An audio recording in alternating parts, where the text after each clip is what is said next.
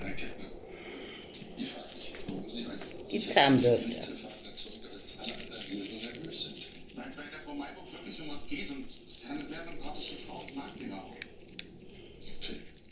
Als Sie dann die Frau Stamper da vor dem Haus in dieser Situation, die Sie gerade beschrieben haben, angetroffen hatten, wie ging es dann weiter? Ja, ich habe dann gemerkt, ich habe meine Werkzeugtasche vergessen. Dann bin ich nochmal schnell nach Hause. Das muss ungefähr so eine halbe Stunde gedauert haben. Ich wollte die Werkzeugtasche noch schnell holen. Ja, und in dieser Zwischenzeit hat Frau Stamper die Möglichkeit, die Tat zu begehen. Genau, davon gehe ich auch aus. Ich bin dann wiedergekommen mit der Tasche, die Treppe hoch, dann passte der Schlüssel nicht mehr. Es war wie verhext. Dann bin ich weiter zur Frau Mayburgs Wohnung, hab geklopft, aber da hat auch keiner aufgemacht.